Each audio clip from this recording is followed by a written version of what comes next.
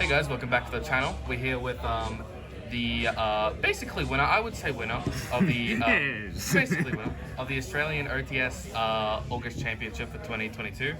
He was playing Sprite. He wants to be anonymous, but that's mostly because he's not shy. He just wanted a Mexico for 3 counts of mass murder. So you know.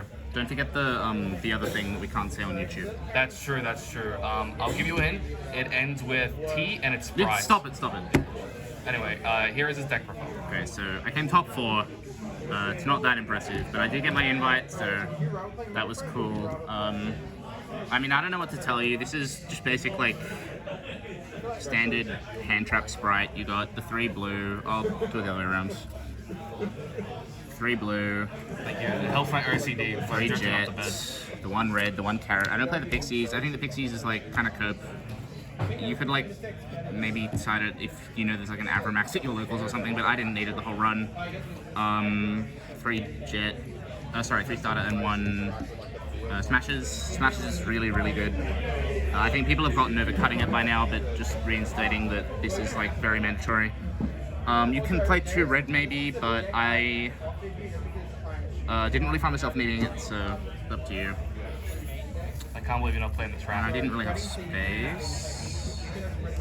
And then we have the Frog package, obviously. Not playing the dupe because the dupe, like we got over the dupe like 1 week into the deck existing. It's just a brick, and you want to jam as many hand traps as you want into a deck like this. Part of the reason I picked hand trap Sprite is because people were like, this was like right after the European Nationals, so everyone was kind of focusing on the board breaker versions everyone was playing, so I thought maybe going back to the initial build would bring me some success, and I think I did. We're on the 3 Diva because we're on the Hulk package, be on Beaver otherwise, but the Hulk package is really good in my opinion. You don't really need to cut it, so I think Beaver's great. No Spine Gilman, unbelievable. We're on I believe it's 16 hand traps. We're on 3 Ash, obviously, 3 Imperm, obviously. You can cut Ash actually, but I figured since it's sort of a more local event, it's just general enough to be powerful and worth the slots. I mean, you could cut it for Dark Ruler maybe. 3 Vela, 3 Crow, and I'm on Gamma. I was kind of on and off on this card, but I found myself breaking a few times up until the event, so I decided to go for the E-Tele package with Gamma. It's not optimal, you should be playing Prospy. But even with Prospy, I think you play Gamma just because it's so strong going second, and you don't really need, like, you're so favored going first that I don't think breaking going first matters, and it can shield your Prospy and your starter, which is great, obviously. How did you feel with 3 Imperm and 3 Vela? I was like never sad when I opened either of them. I think they're great. You see people playing like 2 Velo because the 5 copies is the exact amount. It's like, if you open 2, you're fine. Like you want to open multiple hand traps. That's how you beat Sprite. Speaking of, we've got the 1 Ogre and the 3 E-Tele to summon it sometimes. The reason I'm on 1 Ogre and not more is because Ogre's bad into tier, and tier was actually quite popular. My one game that I dropped in Swiss was to Danger tier, and this would not have helped there, but having it off of Telly is very nice because it's good into Sprite, obviously, and Telly is just that nice consistency piece. It gets you to Halky. There's a little combo I might show you later with that some people aren't using because people are dropping Hulk. We've got, finally for the main deck, we've got the 1 Claw by the Grave. Insane tech card. I think this card has only just started being like really, really broken. I think like last format, a couple formats ago, it was bad enough going second where it was kind of just like, it was a mix-up on whether you play it or not, but I think in this format there's no really a reason not to play it. You can call by the Toad if you have nothing on field, you can call by a T-element, it's so good. Going first, going second, I like almost never sided it out, it's incredible. For the extra deck, sorry, we have the standard pieces of 2 Elf, 2 Gigantic, 1 Toad. You maybe play the third Elf. I didn't have one, I might have played it, but I ended up using pretty much all of the flex slots that I had in the deck, so I think this is probably fine. I never really ended up needing the 3rd Elf, but it would have been maybe nice for flex stuff that I wasn't really thinking about at the time. And you can play 2 Toad, but that didn't really come up for me either, it's a bit greedy, and you kind of really want your flex spots in this deck. After that we have the Hulk package, which is, and sort of IP alongside that. I played Apo because I had like Lambda written on my list and I couldn't find my Lambda, so I was just like, shit, I'm gonna pick a random thing for my binder to put in my extra deck as my last slot. This never came up, but I also never made IP, so maybe you could cut both of these, but like IP's come up for me so much in the past. Unicorn's just such a strong piece to have. And this really should be like an Underworld Goddess, but I don't own one. Having the line of play with Diva, just making a really low investment like Access Code is really strong, I think. And then alongside that, we have some more flex spots. We have Phoenix and Dark. Both of these came up for me multiple times. Phoenix especially, people running like Mystic Mine, this improves your matchup so much. And Dark is really good for helping with lethal, it's really good for those low investment access codes. I had a line recently where like you can steal a blue or a jet and just get that effect for yourself. That's really nice. I don't see myself cutting any of these anytime soon. Apo can fuck off though. We need to get an Underworld Goddess. And last of all, of course, we have the Zeus package. This came up all the time as well. I had a funny win in Top Cut where I resolved Zeus and then went Imperm, and then I went Zeus again and then went Toad.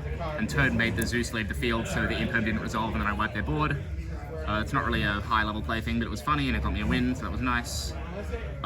These cards are all basically mandatory. I've experimented with cutting this because sometimes you don't really need it. You can still just make the thing with Gigantic, but like realistically this actually does come up for like Winder and stuff, and any number of like hard to out things, so it's very nice to have. Very live twin, very based, very epic. And onto the side deck, we have, of course, the 3-dimensional barrier. Please ban this card, it's fucking stupid and shouldn't be in the format, and it has very, very limited counterplay. Dark Ruler is a good card into a lot of decks. I didn't really find myself going into it as much as I thought I might, just because having so many hand traps is so strong, you want to have that critical mass, but it's definitely still incredible into Sprite and that kind of thing. 3 Nib, I also didn't go into this quite as much as I thought I would, but again, very good into Sprite with the amount of hand traps you're on.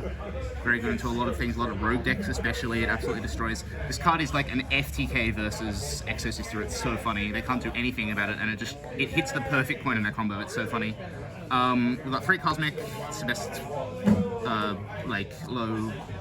it's the best non-limited answer to Mystic Mine in my opinion.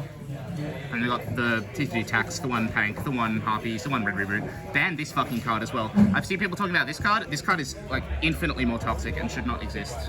Like this just FTKs so many decks, it's so stupid. Going second as well. That's pretty much it. How many questions, I guess? No, it seemed pretty generic. Other than the prospects, is there anything you would change, because we are an Australian locals kind of, it is a bit different. I definitely, first of all, rin setting, I definitely would run the prospects over the e-tellies if you have them. That was just a budget thing. I think like e-telly's fine for unbricking you, but it definitely showed how lacking it was in a couple points where I was like, if this was a prospect, I would be able to dig for like an Imperm or whatever and just win. Other than that, I think, I mean, the main thing, right, is maybe I want to go into the board breaker wave and cut a bunch of hand traps and like just play like Imperm and maybe Crow and like Super Poly and that kind of thing. But I don't know, I think especially in like that local setting, like you said, just having a shit ton of like really generalist hand traps that are good going both first and second is just really nice for cleaning up like potential blind spots in your super wacky calls.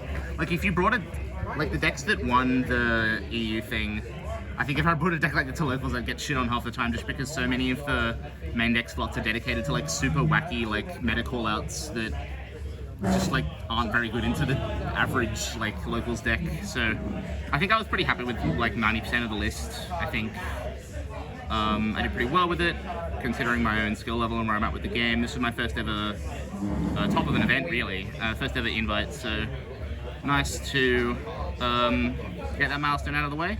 And I really enjoy this deck, so I'm glad it's good, I guess. But I wish maybe it was a bit less good. Any other parting words? Ban Toad. No, don't ban him, please.